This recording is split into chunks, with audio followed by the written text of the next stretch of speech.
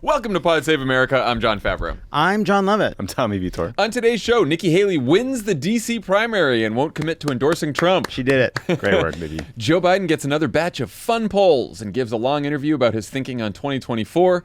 The Super Tuesday contests include a big Senate primary right here in California. And later, Congressman Ro Khanna talks to Tommy about Gaza, the Democratic Party, in 2024. Is that about right? Is that what you covered? That's sure. Thanks. Talk Yeah, crypto, too. Talk about the California Senate primary a little bit, too. That's cool. I like him a lot. All right. But first, the Supreme Court issued a unanimous decision that Donald Trump cannot be kicked off the ballot in Colorado or any other state. All 9 justices agreed that Section 3 of the 14th Amendment, which bans insurrectionists from holding office, cannot be enforced by individual states, which is what Colorado tried to do after a federal court found that Trump did engage in insurrection. But 5 justices went further, saying that only Congress can disqualify a candidate for insurrection, which Amy Coney Barrett and the court's 3 liberals disagreed with. Trump responded with remarks at Mar-a-Lago, where he celebrated the ruling and said he should be immune from prosecution for trying to overturn the election. I don't want to be prosecuted. In that case, it worked out very well. There will be some things that perhaps don't work out so well, but I don't want to be prosecuted because I decided to do something that is very much for the good of the country and actually for the good of the world. It's for the good of the world. For the good of the world. Usually they don't prosecute you if you don't want to be prosecuted. And also if you've Yeah. done something, if overturning the election just happened to benefit the country and the world. I feel like he was trying to combine things there because I think what he's also saying there is he's referring to his foreign policy, and he's saying he's saying that his efforts to overturn ISIS went well, but if it went poorly, he could be prosecuted. The reason he's talking about it is because... No, of course. But that's just, yeah. What do you think about the ruling and the different opinions? Anyone take the LSAT at this table? Did you, John? Someone did. Someone wants to go back and talk about his, relitigate his debate go. with Larry Tribe. All I'm just saying is, Larry Tribe and I, just difference of opinion, and 9 Supreme Court justices agreed with me unanimously, and only 0 agreed with him. And that's just how it works in the legal world. It's just 2 legal scholars hashing it out. That's the beauty of it. Socratic method. Huh? What was that paper chase? All right. So here's what I thought the most interesting thing about this is they decided unanimously, except it had the vibe of a group of people that hate each other trying to keep it together at a restaurant. Well, certainly you got that from Amy Coney Barrett. Well, that's the best part. So basically, you have this unanimous opinion, and then you have the 3 liberal justices saying you guys went way further than you need to. It's done in this very kind of cheeky way where they're referring to they quote Dobbs back at Roberts, Dobbs' concurrence back at Roberts. They quote Bush v. Gore. And then Amy Coney Barrett is like, I think the most important thing is that we mostly agree. And I don't think we need the tone, which is I think a new and fun role for her. What do you think, Tommy? Well, I mean, just so I think I understand it. All the justices say that states can't unilaterally disqualify a presidential candidate because that would lead to chaos. Kind of makes sense. But then the liberals are frustrated the conservative majority went too far by saying that Congress alone through legislation may enforce Section 3, the bar on insurrectionists holding office. But that doesn't make sense to everybody because the rest of the 14th Amendment is supposed to be self-executing, meaning you don't need congressional action for it to be law. But all of a sudden there's this special provision that applies to Section 3 of the 14th Amendment. Yeah, basically the 5 justices were saying, okay, if we're going to prevent someone from running because they engage in insurrection, Congress has to pass a law, right? And the 3 justices, actually the 4 justices, were like, we want to leave open the possibility that someone can be disqualified by other federal action, federal courts, yeah. right, or something else. And they didn't understand why, and I don't really understand why either. You would have Congress pass a law when also in the provision it says someone can be undisqualified from being an insurrectionist if Congress votes by 2/3 to have them undisqualified. Yes. Requalified? Undisqualified? I don't know how you say that. The liberals think they did Trump a favor, basically. Well, it just seems like what they've done, obviously this Congress is not passing any law to bar Donald Trump and his fellow insurrectionists. Even though Jamie Raskin said he's reviving that law, he's like, the question is, will Mike Johnson put it on the floor? The answer is no. Yeah, it's like, okay, I mean, you could also just sort of, I don't know, go for a walk or something. But I'm supportive. Do it. Good, get it on the record. Yeah, get it on the record. But there's just no, because there's no law, they're just basically saying, we don't want to deal with this again. We're all set for a while. Yeah. And again, imagine the Alabama Supreme Court, the same one that gave us the IVF ruling, decide that some wacko court in Alabama that disqualified Joe Biden because they think he's an insurrectionist, and now they're going to keep him off the ballot. Now, I mean, like, you just can't. I get it. I get why one state can't do that. Yeah, like that part of it to me, look, I was always sort of really skeptical about how this would work in practice and the kind of chaos it would unleash. And it was just sort of like, yeah, like this would be like, no, you can't. There's sort of a tone in the thing. It was like, no, this is insane. Like, what are you, crazy? Which I was always like. The whole like John Roberts is an institutionalist and he cares about the kind of the reputation and dignity and prestige of the court. You feel like, I don't know, you just feel in this document like this place where 9 of them agree on the top line issue, like, oh, like this place is a snake pit. Like these people fucking hate each other. It doesn't seem fun. I think they were all, the majority, I think, was worried about what happens if Trump is convicted before the election, and then suddenly they're like, okay, well, it's not the Colorado court anymore. He was convicted in a federal court of election subversion, and now can he be barred from actually serving even though he won the election? And they don't want that to happen. And then somebody somehow it comes before them. It's after the election. Donald Trump has won, and now the Supreme Court is deciding. So I get that. That's sort of, yeah. I think the other thing to keep in mind here, they pointedly declined to absolve Trump of having engaged in insurrection. They didn't say a word about the Colorado court's finding, which Trump had wanted them to. And so they didn't touch it. And it's like, look, that would have been obviously a sticky wicket. But they could have, if the fix was really in, all of the conservatives on the court could have said, okay, we're also going to overturn the Colorado finding that he engaged in insurrection. They could have done it. The question that you guys are all wondering right now is, will Strict Scrutiny record an episode on this? And I just want to let you know they already have. You've probably already listened to it. You're going to get something a lot better than what you just heard. Don't you worry. Hey, different. Yeah, more fact-based. Go check it out. Trump also won the Missouri, Michigan, and Idaho Republican caucuses over the weekend, sweeping all 125 delegates at stake. He then gave a speech at a rally in Virginia, one of the Super Tuesday states, where he bragged about purging the Republican Party of moderates and once again demonstrated his mental fitness for office. And they say, always trying to demean, well, MAGA really represents 48% of the Republican Party. No, it represents 96% and maybe 100%. We're getting rid of the Romneys of the world. We want to get Romneys and those out.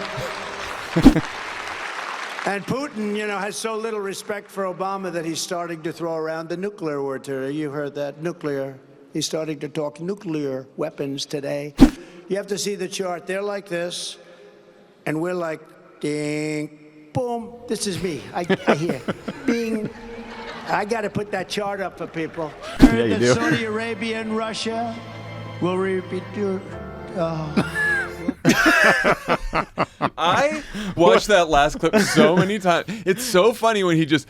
What happened to him? Did he just glitch out? I don't know. Like, the prompt. I have gotten a little, okay, we get it. Like, every time Trump says one wrong word now, we're all like, see, he's senile. Right. Like, it's a little much. That one is, definitely... That's a good one. That was wild. So the Obama flub got more attention, but I feel like the comments about Republicans could be more damaging in the long run. I don't know. What do you guys think? I mean, traditionally in a campaign, you want to grow your coalition, not shrink it. And telling Mitt Romney that he's not allowed to be a Republican anymore is not the best way forward. I mean, also, there's a lot of data suggesting there are Republicans who are not going to vote for Trump. The AP VoteCast survey of the Republican primary and caucuses found 2 in 10 Iowa voters say they won't vote for Trump in the general election, 33% of New Hampshire voters, 25% of South Carolina voters, 1 in 10 early state voters who voted for Trump in the 2020 general election said they wouldn't do so again. So this is a political risk for him, and he's just leaning right into it. Also, in most of these exit polls in these primaries, at least somewhere around half of the Republican primary voters, or the people who participated in the Republican primary, said that they didn't think of themselves as MAGA. Yeah, this is the Times poll that just came out. Among likely voters, 23% of Trump's vote is coming from moderates. 15% of people voting third party identify as Republicans, far more than Democrats are voting for third party. I'd certainly like to show that clip to as many Haley voters as possible. For sure. I didn't include this clip, but you hear about the vaccine comments too? Yeah. When he was in Virginia? What did he say? He said, I will yank federal funding from any school that has any vaccine mandates. Well, that's all of them. And he said, of course, he said, and mask mandates too. So he might have been referring to COVID, but the way he said it, and so far they haven't walked it back, was just any vaccine mandates at any school, cut federal funding. Yeah, I think I want my kid to get the polio vaccine, and I want his friends to get that too. We're seeing fucking measles outbreaks again, one in thanks to Florida. the anti-vax movement in the Republican Party that started under COVID, or that gained steam under COVID. Trump's going to do better in Marin County.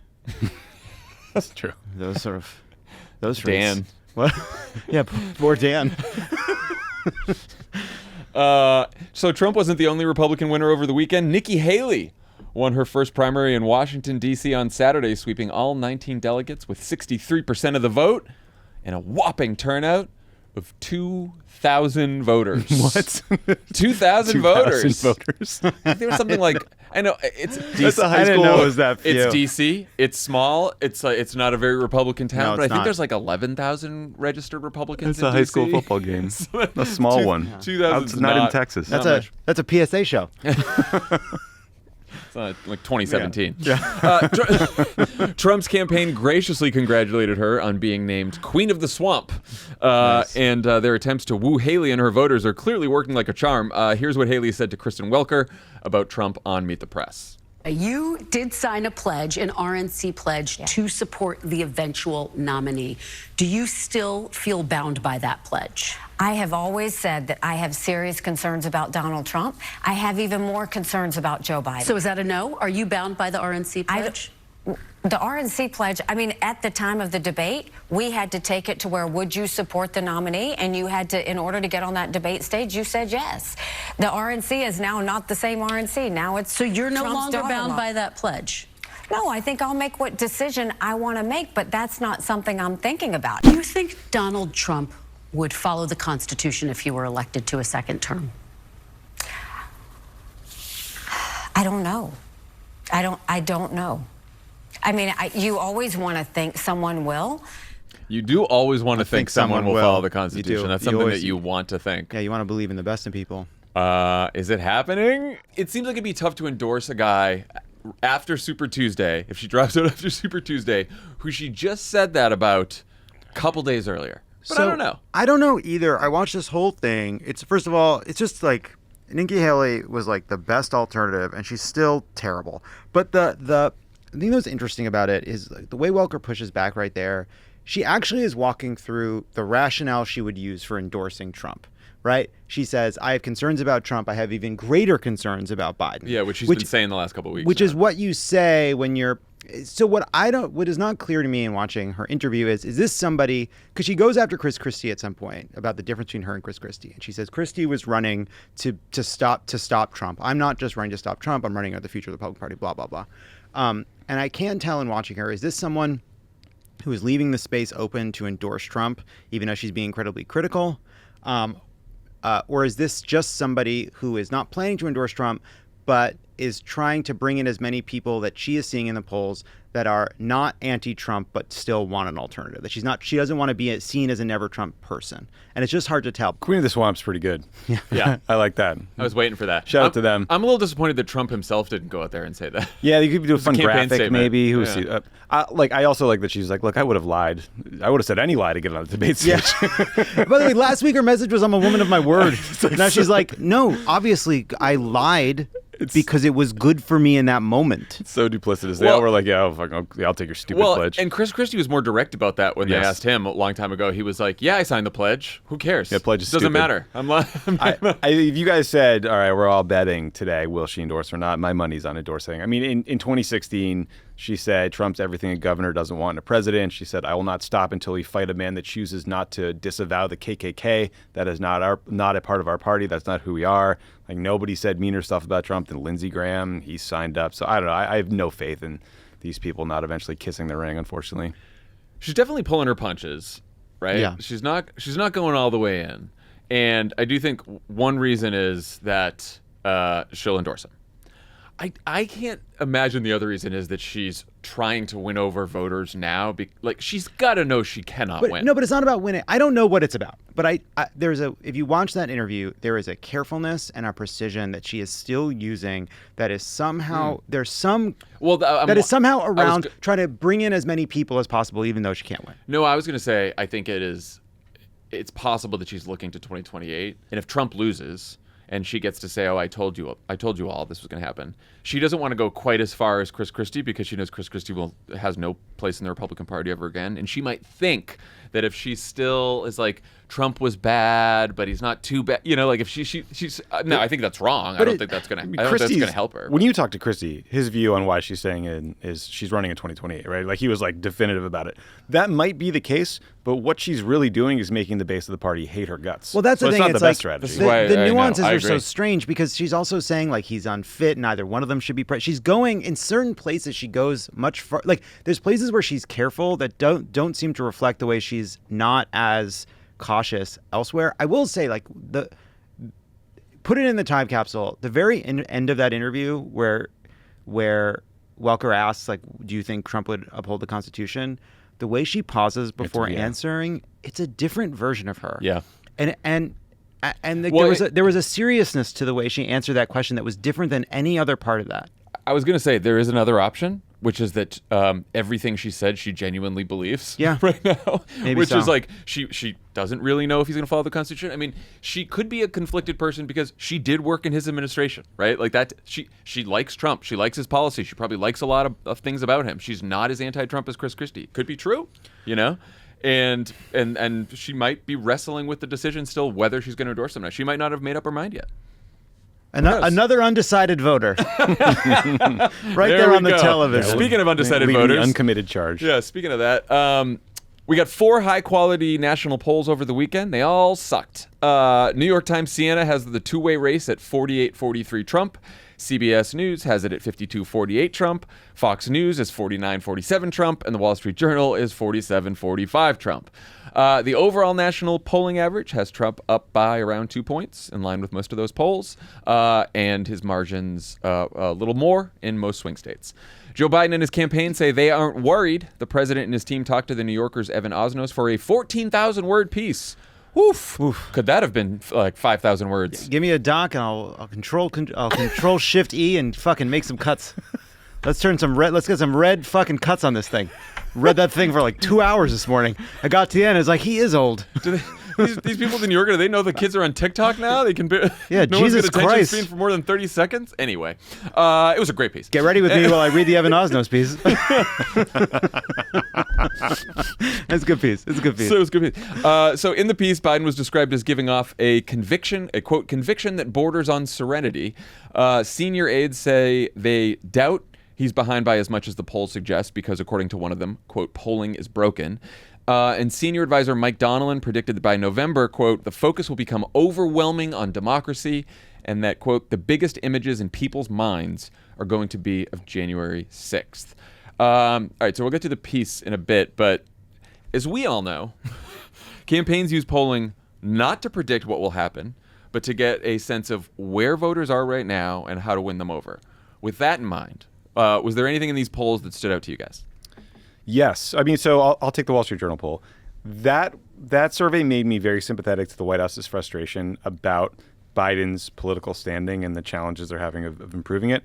For example, 43% of voters think the economy has gotten better over the last 2 years. That's up 10 points from December.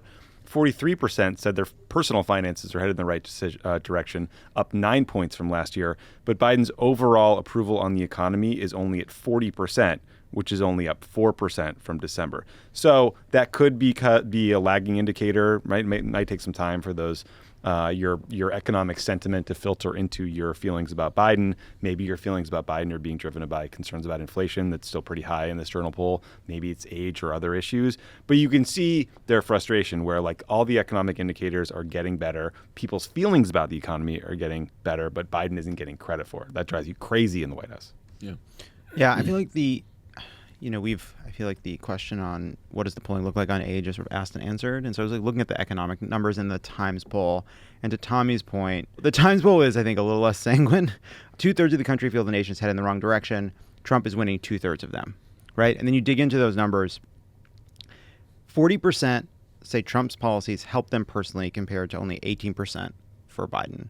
And you run through the numbers, it's like, women who favored Biden are now split, right? Like he's losing among all these groups. If you go into the like whose policies have helped you personally, there's no contingency right now where Biden is doing better, right? That Trump's policies 40 to 18 have helped, but that's true for men, that's true for women, that's true for white voters, it's true for black voters, it's true for Hispanic voters, it's true by age.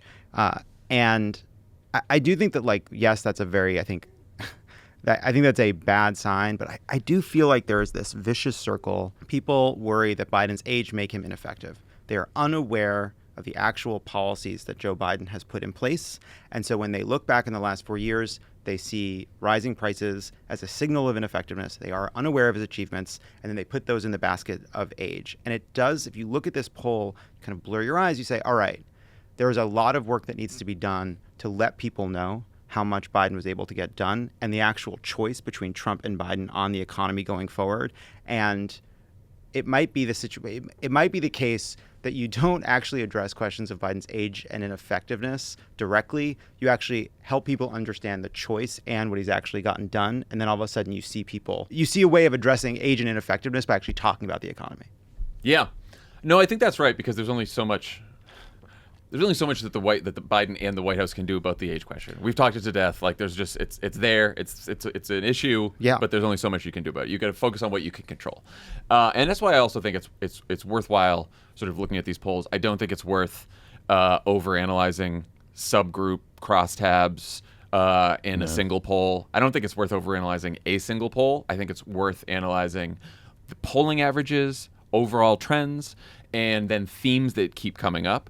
I think when you think about it that way, you get the sense that voters, first of all, they sort of forget the Trump presidency, yes. And they basically have better feelings than we'd like them to about the Trump presidency, particularly around the economy. They tend to think that 2020 was awful, but that COVID was, act of God. It happened everywhere, and so they don't blame Trump as much for COVID. No. In the Journal, his approval's at 43%, but the approval of the job he did in the White House is at 48%. So he's got like +5 on people looking back at that period of time when he was in office. Yes, and that, and then what Lovett mentioned about the policies, and that's why people look back, and more people say that Trump's policies helped them personally than people are saying that Biden's policies helped them personally as well. So, and the other big difference is Trump's popularity hasn't really changed in 4 years. It is the same. He is very unpopular. Rock solid. And what's changed is Biden's popularity, which has taken quite a tumble. So you can do two things about that. One is you've got to make Biden more popular, and you've got to make people believe that his policies would actually improve their lives, and also that he's been fighting for policies that will improve their lives. So I think that it's not just enough to let people know what the accomplishments are. You've got to say, and this is what I intend to do if you give me another 4 years. And then I think there's a bunch of people who don't like Trump, but don't necessarily think he is as dangerous as those of us who are paying close attention. And so I think that you've got a bunch of people who are like, I don't like Biden, I don't like Trump, but I don't know, the Trump economy seemed a little bit better, so I might be leaning towards Trump. And I think you've got to raise the salience of how dangerous it is for Donald Trump to win again, and that's why you have to talk about what he's going to do and like the policies he's going to pass that are going to affect people's lives. And some of the ones that were very unpopular in the Journal that are worth mentioning: 51% oppose repealing the ACA, Obamacare, so not going to like that. A majority oppose pardoning the January 6th insurrectionists, and this was my favorite. 82% oppose encouraging Russia to invade NATO allies that don't spend 2% on defense. So you can see why the White House has been hitting this one hard. I laughed at that because I took that note too, and I was like, hilarious oh question. yeah, it's good to know that many people don't want Russia to invade Europe. Well, actually, they were split on whether the U.S. should uphold Article 5, our commitments under NATO, if these countries don't meet their spending targets. So because no one likes sending U.S. troops places. Which Trump knows very well. The way in which Trump has become a kind of gauzy memory, roughly like a fifth of Trump's vote in these polls are coming from people who believe he committed serious federal crimes. And that's like been repeated across all these polls.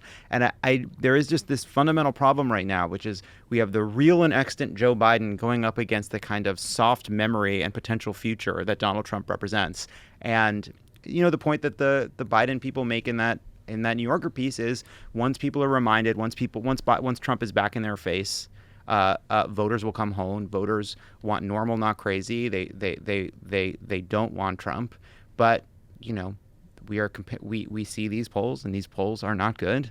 And we have data on one hand, and we have a theory on the other. And at some point, we need to see the data start reflecting the theory. There's a few other numbers from the CBS poll that I think could sort of give us guidance on message going forward. Vision, who has a vision for the country? For Biden, it's 50-50, and for Trump, it's 63-37. So it's a dark vision, but you can see why people believe Trump has a vision for the country. Yeah. And I do think that starting on Thursday with the State of the Union, Biden will be able to start outlining his vision, and that's what paid media is for. That's what a campaign is for. Abortion. And you see this in a bunch of polls, only 33% blame Trump for Roe v. Wade being overturned. That's a real problem. 48% say he doesn't deserve blame or credit for it. Now that's another, that's exactly what paid media is for. That's what a I campaign thought is too. For. Like the same, you see the split that Joe Biden is no longer winning among women in this poll. It's like, all right, that better be fucking soft, and let's assume that those are people that can be brought back once they understand the stakes and make that story. And I continue to think that it's not just relitigating or reminding people, oh, well, he put the justices on the court and then they overturned. It's national abortion ban is coming. Yep. Reduced access to contraception is coming. Reduced access to IVF is coming if Trump wins. What was your take on how Biden and Donilon and the rest of the team are thinking about the race? I mean, it's an interesting story, the New Yorker piece. Look, the challenge with a long magazine profile like this is we don't have a transcript of the conversation. We just have what the reporter ended up running with. And there was a lot of confidence from Biden, from his team, that he will win. He's the only guy who's beaten Trump. He can do it again. There wasn't a lot of that vision for what a second term will look like, which is what you're trying to sell to the American people. Now, I don't know if that's because they didn't talk about it. I don't know if it just wasn't the appropriate time to lay that all out. I'm sure we'll hear about more in the State of the Union. But I do think that piece is missing. What are you running on? What are you fighting for? What's coming next? And again, it's early. I'm not criticizing the Biden White House, but just in terms of takeaways. Biden says in the piece that democracy is the central cause of his presidency. I read that Donilon quote about he thinks that January 6th will be on people's minds by the fall. I'm inclined to agree with Biden and Donilon on making democracy the central theme of the campaign for a couple reasons. One, Biden clearly believes it and is animated by it. It is real. It is not a poll thing. It is just something that he gets up every morning. I think it's why he's running at 81 years old. Again, because he thinks he's best positioned and he thinks that so much is at stake. I also think it's Trump's biggest weakness.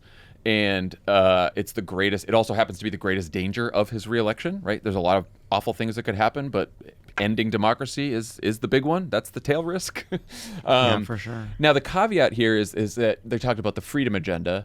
And if you're going to go with the freedom agenda, as Donilon suggests, it's easy to fit abortion into that frame. And they've already done that. And they did that in the midterms. But I think you really have to make room for an economic message, too, if you are going to go all in on democracy, which it sounds like they're going to. And so it's not just, freedom to vote and have those votes counted, freedom to see a doctor, freedom to know when to start a family, but it's freedom to freedom to be able to make a living, freedom to send your kids to college, right? You've got to have some kind of economic message in there and show that Biden's fighting for working people, because it's going to take some work to make the democracy message tangible for people. I don't think that's a reason to run away from it, but it does take some work to actually make it feel real to people. Yeah, I mean, that was sort of was sort of reading the piece after reading about all these polls, and you just you step back from all this polling and you just really get a sense that Biden as a messenger, that the age question has so kind of clouded people's ability to see and hear everything else that he's saying, and that in these polling you see that people have no idea what he's done. They have absolutely no idea of this record of a president that did more and got more done in 4 years than anybody predicted, that played his hand better than anyone could have predicted, that you really can't point, certainly not domestically, you can't point to a single place where you would say, oh, the reason that he didn't get this done was because he's older, or the reason he didn't get this done is because he's lost a step, right? You cannot even find those moments. Domestic policy-wise, I really do believe he has an incredible record of achievement that people simply have no idea about. And so I read the piece and I feel like okay, I'm with you. All right, let's make the argument about freedom. Let's tell that story. But to me, it's less about this sort of high level question about like the rhetoric about democracy. It's like, how are we going to get this in front of people? We've got a 14,000 word piece by Evan Osnos. He skipped the Super Bowl. And I'm just sort of like, when is it? Where is it? But I think I agree with you on the record of achievement. I just think like we're sort of judging that from like an analysis of what's possible or what expectations were for what you could get done in Washington in 2022 or 3 or 4, right? Which is like a divided Senate and actually getting something done on a bipartisan basis. I think the challenge on running on the record is going to be really getting people to feel like, okay, the infrastructure bill or the CHIPS Act or the IRA really helped me in or some capping material infrastructure, way. or canceling There are as much student debt as possible. Yeah, cetera, there's discrete pieces like capping the price of insulin. Like those are the kinds of things you can really lift up and focus on. But that's where I do think you're missing that prospective economic piece. Like, give me another chance, give me another term. This is what I'll do. This is what I'm fighting for. And you do need an overall argument that you can say in a couple sentences, because I do think when Democrats have gotten into trouble on losing campaigns, it tends to be, here's the top 10 issues that poll really well, and so we're going to talk about these, and that's it. Like, that doesn't tend to usually work. So I do think it's important to have a theme. I also think that the media environment, the information environment is just so different than it even was in 2020. And part of what that means is all of us have to be messengers too, because it's like, how are you going to get this in front of people? The Biden campaign will spend a lot of money and they will run a huge campaign on this, but like all of us have agency too. And I think that's precisely why we should be looking at the polls and knowing where the electorate is, because I think that helps us figure out what's the best, most effective message to persuade voters. And so there is this thing every time these polls come out where people are like, well, it's doom and it's prediction, but like forget about the top line stuff. Like that tells you like where the race is right now. And it's, it's probably not exactly accurate, but it's in the ballpark usually. But the important thing is like under the hood and like finding out where voters are in these issues, because then you find out what the best arguments are, what the most effective arguments are when you're talking to your friends, neighbors, colleagues, whoever about the election. Yeah. And by the way, like when I say like where is it? How do we get in front of people? Like it's like, I think sometimes it's like we now lay at the feet of presidential campaigns like the challenges and sins of modernity. It's like part of this, yes, this is on the Biden campaign to do the best they can to get this message to people. But it also just a grim reality that it is very hard to inform people now. And like, yes, the fact that Donald Trump is in striking distance of the Oval Office, if not more likely to win than not right now today, is that because Biden is older? Yes. Is that because, there are criticisms of the campaign? Sure. But it is also because we have a fucking broken media environment. And we have a right-wing propaganda machine that makes it very, very difficult to break through all of this noise. And there are places where we should be putting pressure on Joe Biden, but then there are also places where we should remember that it's kind of incumbent on all of us to do what John's saying. And if you want to just dig deeper into the crosstabs, I do. Which exactly what I told people not to do. But if you want to do with it, a smart like person, me, if you want to be like a real junkie, get in there. The best junkie there is, Dan Pfeiffer, is going to be breaking all these polls down on Polar Coaster. Yes, he's got a trench coat. He's outside of school, and you're going to love what he's got to offer. Like drugs. Jesus Christ. You said dealer. Okay. Didn't he? Dan, I think it. Dan in a trench coat. Anyway, it's called Polar Coaster. You're going to want to you have to sign up. It's subscription only. Be a friend of the pod, crooked.com/friends. You get to listen to Dan. You get to listen to Terminally Online. You get all kinds of other fun content. It's great. Today's presenting sponsor is Simply Safe Home Security. Super Tuesday is upon us. And while it may be an unusual primary season, there's a lot of road left to Election Day. Who in politics could most use some good rest about now? Well, all of us. Sure. Nikki Haley. Joe Biden. Joe Biden looks tuckered. If you're looking to sleep easier yourself, we recommend Simply Safe's advanced security systems. They protect your home 24/7, so you never have to worry if your family is protected. I love Simply Safe. I set up a Simply Safe system. It's incredibly easy. The app is great. It worked incredibly well, never had a problem. Both experts and customers love Simply Safe for its comprehensive protection. It was just named Best Home Security Systems of 2024 by U.S. News & World Report and recognized for the best customer service in home security by Newsweek. Its advanced technology protects every room, window, and door of your home while cameras keep watch for suspicious activity 24/7. The system is backed by 24/7 professional monitoring for less than $1 per day, and there's no long-term contract ever. You'll get the emergency response you need at half the cost of traditional home security with the Smart Alarm indoor camera. Agents can actually talk to intruders in real time, scaring them up. You get out of here. Hey, you get out of there. Psst. you install the system your way. It's easy to do yourself or get their professionals to do it for you. You can test it out with no risk with SimpliSafe's 60-day risk-free trial. Don't love your system, return it for a full refund. Protect your home today. Our listeners get a special 20% off any new SimpliSafe system when you sign up for Fast Protect monitoring. Just visit simplisafe.com/crooked. That's simplisafe.com/crooked. There's no safe like SimpliSafe. Finally, biggest Super Tuesday state is California, where we aren't just voting for a presidential nominee, but a nominee to succeed Dianne Feinstein in the Senate. We have a system here where candidates from all parties run in the same primary, and the top two finishers go on to compete against each other in November. Haven't filled out my ballot I haven't yet. filled out my ballot either. Well, by the time you hear this, I should have. This comes out I'm going to do it after we record. I'm going to do it after we record, too. Yeah. I did over the weekend. Can I copy off yours? It's nice. Yeah, I got some. But I got a copy of somebody else's. Okay. All right. Polling average has Adam Schiff at 25%, Republican Steve Garvey at 20%, Katie Porter at 18%, and Barbara Lee at 9%. Garvey's late rise in the polls coincides with Adam Schiff running ads that attack the Republican, but have also had the effect of boosting his name ID, which seems to be the point. No.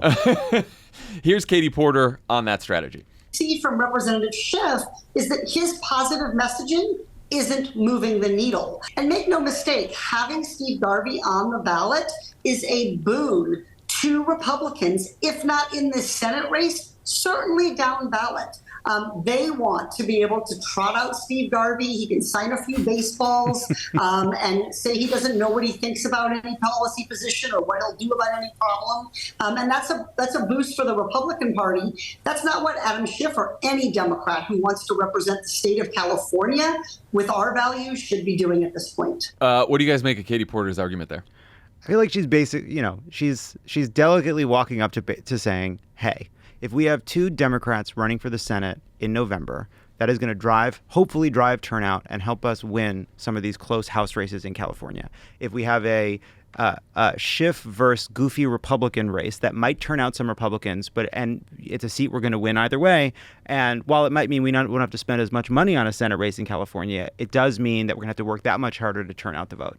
So for Democrats in California, would you rather a choice in November between two Democrats you really, really like, or one Democrat you like and one Republican baseball goof? Yeah. Republican baseball goof.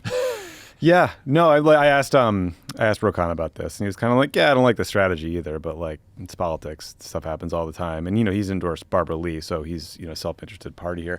I can't tell how impactful these ads are or aren't. Like Steve Garvey was, I think, a 10-time All-Star. He played for the Dodgers and the Padres, two California teams. So like that was smart. Politically. Yeah. So he set himself up well for later for the Senate race. They've been trying to get him to run for a long time. Yeah, so he's like a pretty famous guy is all I'm saying. He's a very famous baseball player. He won a World Series.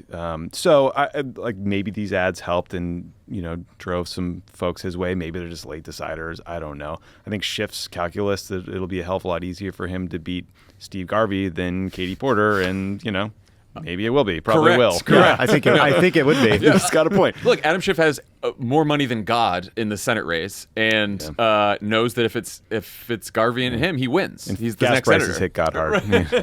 So he obviously he's going to do that. But I do think that Katie makes a good argument, especially around look, if we win the House races, we need to win in California that are very competitive. We could flip the House just based on California alone, right? Yeah. And so and you do want high Democratic turnout, and if not every Republican wants to come out to vote between Katie Porter and Adam Schiff, yeah, that's I think too bad. That's too bad. I think everyone should so vote all the sad. time. But that's too bad. Everybody should, of course, vote. But I'd rather them put on a baseball jersey and head out than just stay home and be like, I don't care which one of those freaks wins. That's the Republican speaking. And for Katie Porter, she knows that if it's Porter and Schiff, she has a very good chance of winning, and it's probably a toss-up. Because the poll, they've a couple of these polls have just polled if it was a Schiff Porter race, and it's like almost tied. Yeah, it'll be interesting to see what it does or does not do to turnout. I mean, at the end of the day, it is an election year. MAGA people are pretty fired up. They'll probably want to vote for Trump no matter what. But, Garvey might turn out some of those kind of softer Republicans who, or Romney Republicans who are no longer welcome in the party who might stay home. I also just think, hey, Democrats, we're all going to be voting in the fall. Would you rather? For Democrats, it's much better to have Porter. Right. Schiff. Yes, absolutely. It's just the only people that some people are trying to make the argument that, well, then it's just going to be so much money spent on this California Senate race between Katie Porter and Adam Schiff when the money could be going to Ohio and Montana. It's like, then just don't spend money on it. I'm not donating. Yeah, don't give any money. I'm sending my money to Ohio, to Montana, to It's sort of Nevada. an opposite. It's an Alien v Predator, but opposite. You know, whoever wins, we win. So don't have to give them any money. Send the money to the states where we need to take to hold the Senate, or some of these House races in California if you want to donate locally. For sure. Who's the predator? No, there's no. It's a good one. They're good. Okay. It's good. It's because the line from Alien v Predator was whoever wins, we lose. So it's like but Superman this is the v opposite. Batman. Sure. Fine. All right, let's get out of this before it gets... Fine. Two quick things before we go to break. We're only 4 months away from the release of our upcoming book, Democracy or Else, How to Save America in 10 Easy Steps. It's the perfect guide to get you through 2024, and Crooked is donating the profits to support Vote Save America and other groups organizing for 2024. And if a book with a reasonable page count loaded with illustrations isn't your thing, we've got you covered. That's right, we also recorded Democracy or Else as an audiobook. Head to crooked.com/books and pre-order a copy for you and your friends now. Also, the Crooked Store has some brand new T-shirts. Yeah, it does. You want to talk about it? No, you got this. Okay. The No Trespassing collection features that's right. 4 different designs, each inspired by a different state where abortion rights are under attack. Read them. There's Stay Out of My Swamp for Florida. That's right. Stay Out of My Hole for Arizona. Because of the Grand Canyon. Yes, yeah, it's always good when you have to explain it. Stay Out of My Prickly Pear for Texas. Because that's a kind of cactus that got down there. And Stay Out of My Strip for Nevada. They're all metaphors for abortion. Yeah, okay. A portion of proceeds will go to Vote Save America's Fuck Bans Fund, which currently is supporting abortion rights organizations across key states. Head to crooked.com/store to shop. Paid for by Vote Save America. VoteSaveAmerica.com. Not authorized by any candidate or candidates committee. When we come back, Ro Khanna talks to Tommy about all kinds of fun stuff. Pod Save America is brought to you by FrameBridge. FrameBridge makes it easy and affordable to custom frame just about anything. FrameBridge is fast. They ship your finished frame directly to your house in days. Their pricing is fair and transparent. Pricing is based simply on the size of your piece, and you know exactly what you'll pay up front. They don't just do one-off frames. They have popular lines of curated gallery walls. Each wall comes with a life-size hanging guide, making installation simple, foolproof, and fun. You can upgrade an entire space in minutes. FrameBridge has a happiness guarantee. If you're not 100% happy with your piece for any reason, they'll make it right. FrameBridge has framed over 2 million pieces and counting. They started online, but now have 21 retail stores in NYC, Boston, Philadelphia, DC, Maryland, Virginia, Chicago, and Atlanta. When you visit a store, you get one-on-one expert advice and see their collection of frame styles in person. Explore a curated selection of frame styles with design experts to make it fun and easy to choose the perfect frame for your piece. We love FrameBridge. I have tons of stuff framed by FrameBridge. Great gift. They do a great job. It's a good price. Visit framebridge.com or a retail store to custom frame just about anything. Congressman Ro Khanna represents California's 17th congressional district, and far more importantly, he was very kind to my daughter and my mom when I ran into him recently walking my dog in my neighborhood, like 2 blocks from my house. Congressman, great to see you again. Great to see you. I feel like after 8 years, I finally made it. 8 years in Congress, I'm on Pod Save America, and now I knew the key is to meet your mom and your daughter to get an invite. My mom was like, I love that guy. Get that guy on the show. I was like, all right, Mom, you say jump, I say how high. Well, we're very excited to have you on. Let's start with Gaza, because I know you were recently in Michigan. You were meeting with members of the Arab American and Muslim American community who are frustrated about President Biden's Gaza policy. We've talked a lot on this show about the uncommitted movement and the potential political problems. But I thought it would be useful if you and I could talk about what the United States should be doing differently to actually solve the underlying problem. So let's start with this sort of acute need to get to a ceasefire, to get more aid into Gaza, to get the hostages back. What do you think the United States should be doing different policy-wise? Well, first of all, Tommy, I appreciate us starting there, because if you talk to people in Dearborn, they will tell you this is a humanitarian issue. They'll talk about family members who've been killed, friends of theirs who've had generations killed. They're really not thinking about this politically. Right. The first thing we need to do is call very clearly for a permanent ceasefire and a release of all hostages. And that's very different than just calling for a 6-week ceasefire. As you know, Hamas has said they want a 4.5-month ceasefire at the very least. We've managed to get Israel to 6 weeks. We need to say that the ceasefire needs to be permanent so we can have some room for negotiation and getting the deal, because the time length of the ceasefire is one of the key issues that's preventing the deal. The second thing we should do is make it clear to Netanyahu, that we're no longer going to be protecting him at the United Nations. If we're not going to be voting for the ceasefires at the United Nations, then at the very least we should abstain from doing that, and that would add pressure. The third thing we should do is make it clear to Netanyahu that no more transfer of weapons bypassing Congress until there is a permanent ceasefire, conditional, of course, the release of all the hostages, which I do believe that we can get. And we should make it clear to Hamas that they need to live up to the release of all hostages in what they're proposing. Those would be a few places that I think could get us some movement. It seems like the Biden theory of the case has been to try to get this 6-week ceasefire because they think once that happens, it will be very difficult for the Israeli military to restart up the military conflict, at least at the same level after that 6 weeks period. Are you saying that you don't necessarily agree with that theory of the case and that we should be reaching for a longer, more durable, more permanent ceasefire right now? I think there's something to be said for the case in terms of, obviously, if we can get at least 6 weeks before Ramadan, that's a step. And I agree with your view, having talked to folks in the administration, that they're hoping once we get a ceasefire, it can continue to be extended. I don't have enough faith in Netanyahu that that's what's going to happen. I think after 6 weeks, he's going to start again to have operations, partly because his own political survival depends on continuing the war. Partly, I don't trust his motives. I don't think he wants the president reelected. I think he prefers Donald Trump, and it's in his interest to continue the conflict. But the second point is the 6 weeks is hard to get precisely because Hamas wants a longer duration. So at the very least, we need to be pushing for a longer duration to get a deal. And we would have probably gotten a deal weeks ago if we weren't stuck on just the 6 week framework. Yeah. So bigger picture, it has felt for a while like things were going in the wrong direction in terms of resolving the underlying conflict, but U.S. policy doesn't seem to adjust, right? The negotiations over a two-state solution have been dead for years. The Palestinian Authority is corrupt and, frankly, distrusted by most Palestinians. The Israeli government, on the other hand, keeps getting more right-wing. It keeps getting more extremist and more nationalist. And the U.S. position is basically, let's urge both sides to negotiate, but there's never consequences if one side or the other does something to set back those talks. For example, settlement construction in the West Bank by the Israeli government. The Trump administration and now the Biden team, they seem to think that normalizing relations between Saudi Arabia and Israel is the skeleton key to sort of unlocking the broader Palestinian issue and getting to a Palestinian state. Do you agree with that approach?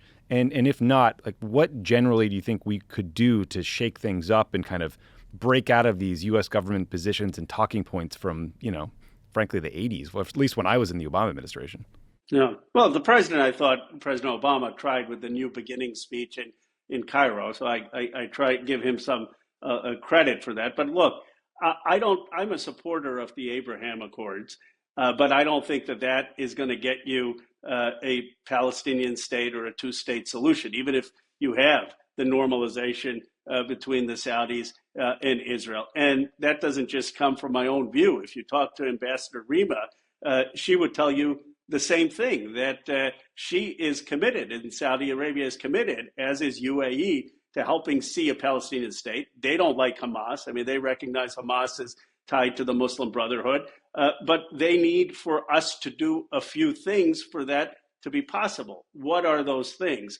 First, they need us to at least recognize the Palestinian state. We as the United States, we don't recognize them. Under the Obama administration, Palestine at least had observer status at the UN, though the U.S. voted against it even then, but they're there. But we should have come out and recognize clearly a Palestinian state and a Palestinian state at the UN. The second thing is, let's take the Gulf states up on their offer to have a summit in the Middle East, have Saudi there, have Egypt there, have UAE there, have Israel there, have folks from the Palestinian civil authority there. Civic leaders, municipal leaders.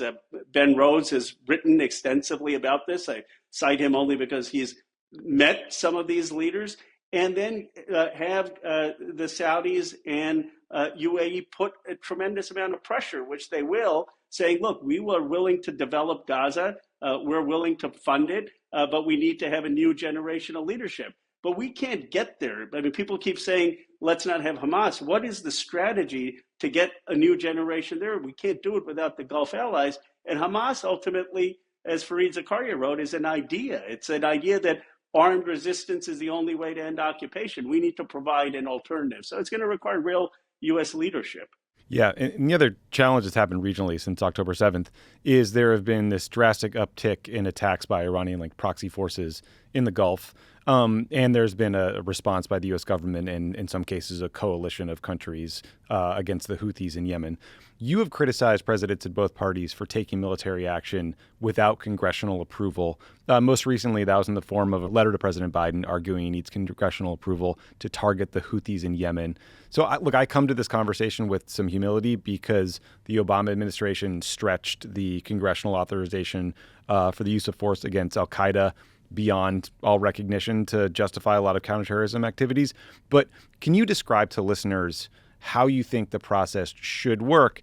And then also just, kind of reflect in that answer the reality that there's a lot of people in Congress that are deeply unserious, and that doesn't mean they don't have the same role in the Constitution, but it creates a challenge, right? I mean, we have Marjorie Taylor Greene with essentially a veto in the House of Representatives. It does create a challenge, but, Madison said enlightened statesmen aren't always going to be at the helm. The process is supposed to protect against that, precisely because we may have people who are not well informed in Congress or in the executive branch, and that's why you have checks and balances. But look, here's my view. If one of our Navy ships is struck and we're taking totally defensive action because we don't want another Navy ship to be struck, or even a commercial commercial ship to be struck, I think the United States has the president has the right to take that defensive action. And that's what people cite, the Pirates case with Thomas Jefferson, that Thomas Jefferson took some of the action to defend the ships back in the early 1800s. What they often don't cite is the second half of that story, where Jefferson then comes to the United States Congress and he says, okay, I've taken this defensive action, but now I want to take more offensive action against the pirates, and I need Congress's authorization. And so when it becomes not just that we're protecting our ships, but we want to take offensive action against the Houthis or some other force, then they need to come to Congress. And the reality is, in most cases, they would get the authorization, especially if they asked for an authorization that was limited in scope and time. But the process of coming to Congress would actually have a debate about the issues. And it's really unfortunate that has been bypassed. I mean, I'm with you on the principle, and I'm with you in theory, though. The sort of infamous case of Obama not enforcing the red line happened in part because he decided that he wanted to go to Congress and get a vote on it. And it seemed like Congress was thrilled to not actually have to put their fingerprints on a very tough political issue and kind of walked away from the process. Is that wrong? No, but I'm not saying, I don't think that was a mistake that the President Obama made. I give him a lot of credit for doing that. Look, Assad obviously gassed his own people. He used chemical weapons. He's a brutal dictator. Does that mean that the United States should have been engaged in another Middle East war? Probably there was a lot of hesitation of that. And the president obviously had those considerations, but so did Congress. Congress said, look, we've just been in Iraq. We don't want to have some massive troop deployment into Syria. That didn't mean that President Obama wasn't very clear-eyed in condemning Assad and understanding the awful things that Assad had done. But he was prudent in not getting us into another Middle East war. And I think Congress helped inform that prudence. So in my view, that was actually an example of the president following the process. Yeah, and in fact, within a few weeks after that process, there was a bunch of diplomatic efforts with the Russians that got all the chemical weapons out of Syria, at least a lot of the chemical weapons stockpiles out of Syria. But a story for another day that gets lost in the very simplistic version of the red line story. Stepping back a bit, over the past few years, you have been part of this group that worked hard to build bridges between the Biden White House and the progressive community. Those efforts were, I think, surprisingly effective in the first few years. They seem to have unraveled a bit more recently, especially if things have gotten worse in Gaza. Why did you end up taking on that role? And what do you think it will take to reconsolidate the Democratic Party voters who say, they're not planning to vote or they're frustrated with politics or the Democratic Party at the moment? First of all, I give the president credit for allowing some of us to play that role. I mean, the president, when he won, recognized that Bernie Sanders and Elizabeth Warren and progressives had a big say in the party. And one of the president's great talents has been to find where the median of the Democratic Party is. Another one of the president's great talents is to reach out with humility to lawmakers. So he made an effort, and his team, to build relationships, not just with me, but with Pramila, with AOC, with a number of key progressives in the Congress. And he took our ideas seriously. It wasn't just lip service.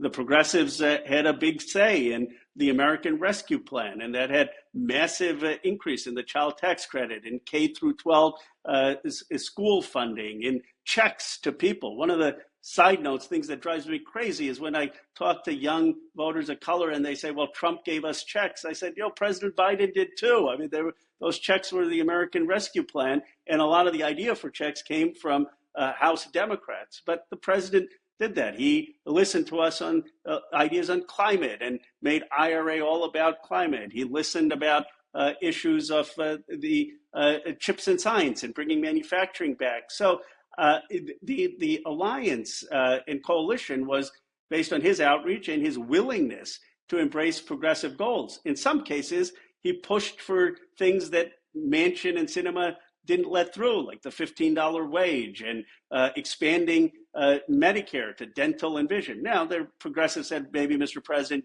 you should have fought harder for it. And there was always some disagreement. But by and large, we were all rowing in a similar direction. And there was a view that the president really understood on domestic politics where we were going.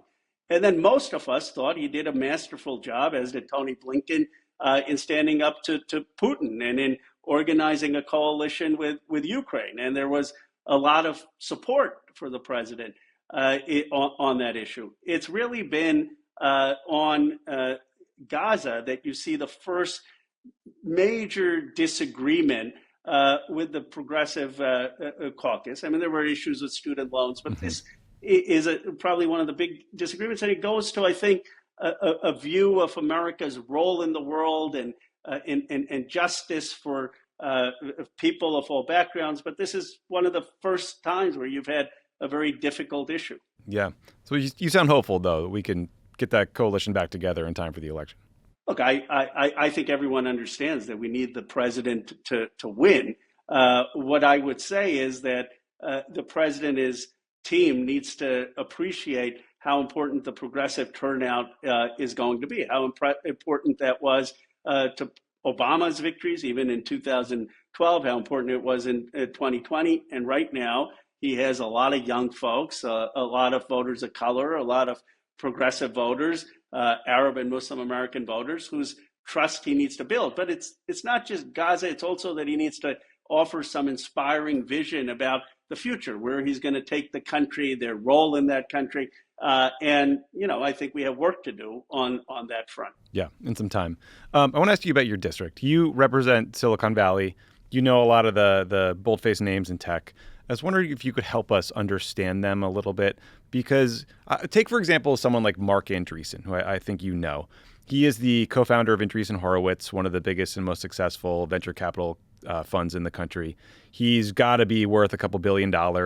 Not that long ago, Mark Andreessen was kind of like a center-left guy. He was buddies with Al Gore. He supported Obama in 2008. I think he decided Obama's rhetoric was too mean to big business and then endorsed Romney in 2012. But today, he's part of this kind of crew of reactionary tech leaders that are super online, that seemingly were like radicalized by, I don't know, COVID restrictions or feeling like cancel culture was targeting them. I don't know what it is. I was wondering if you could help us understand how there are so many of these leaders in Silicon Valley, rich, powerful people like Mark Andreessen or Elon Musk, who feel like they're victims or act like they're victims despite having power that most people could only dream of. Well, you're right. I mean, look, as you know, I supported Bernie Sanders and I represent Silicon Valley. So the voters are different than some of the most high-profile tech leaders. Right. But Mark Andreessen, someone who has supported me, has gone on and off. I think he supported me, then I supported Bernie. He stopped supporting me, then he started supporting me. And you know, there are places where he may be open to a vision of Democrats, which is he thinks we need to build things in America again. We need to have some kind of policy with government and the private sector on industrialization. So what Obama did, I mean, Elon Musk may not acknowledge it, but there would not be Tesla if there was not President Obama. That was the Treasury loan that took place. And Andreessen understands that you need government collaboration with the private sector to spawn Silicon Valley. It was going to the moon that led to the semiconductor industry because NASA had to buy a lot of semiconductors. That's what spawned Silicon Valley. And that on times of let's build things, they're there. But the problem is that they have come to this view of libertarianism, that the obstacle isn't a lack of government financing or government investment in workforce. The obstacle is just bureaucracy and government regulation and in its worst case, DEI programs, and that if somehow the government just championed the entrepreneur, that America would be more a manufacturing superpower, an economic superpower. And I think that's a misread of history. I also disagree with it from a values perspective. But that is one strand of thinking in the Valley. I hope these guys log off and find whatever they need to fill that void in their souls. Speaking of Mark Andreessen and going to the moon, I wanted to ask you about cryptocurrency because at the end of 2021, crypto was collapsing. Now it's surging again. I'm no expert on the industry, but it seems like a lot of this increase is coming on the back of the SEC approving Bitcoin ETFs. Those are basically financial instruments that make it easier for people like you and me to buy little bits of cryptocurrency on the stock exchange and make it easier for retail investors to get involved.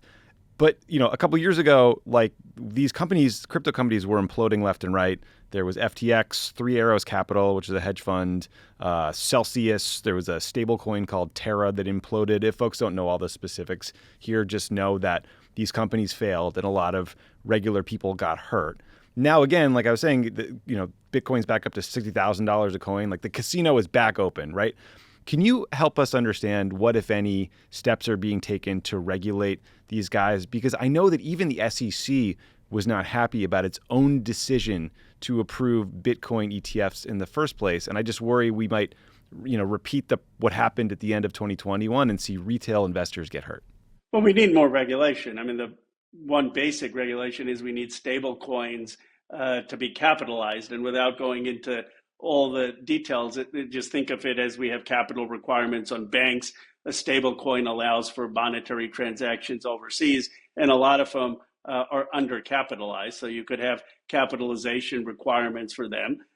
There should be clear distinctions between cryptocurrencies that are speculative and that should be regulated by the SEC with investor disclosures and understanding the risk.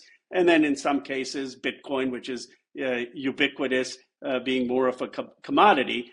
Now, a lot of blockchain and crypto still has a use case to be made. I mean, what is it going to solve? I mean, some people say, well, is it going to make monetary transactions faster and cheaper?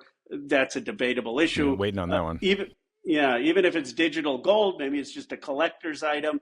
But here's, I think, Tommy, where what we're missing. A lot of folks, younger folks, have gotten crypto and blockchain. Many people of color. And to me, it's almost a sad commentary that this is the closest they're going to get to having a part in modern economic wealth generation. I sit on a district that has $10 trillion of value. Apple, Google, Intel, Tesla.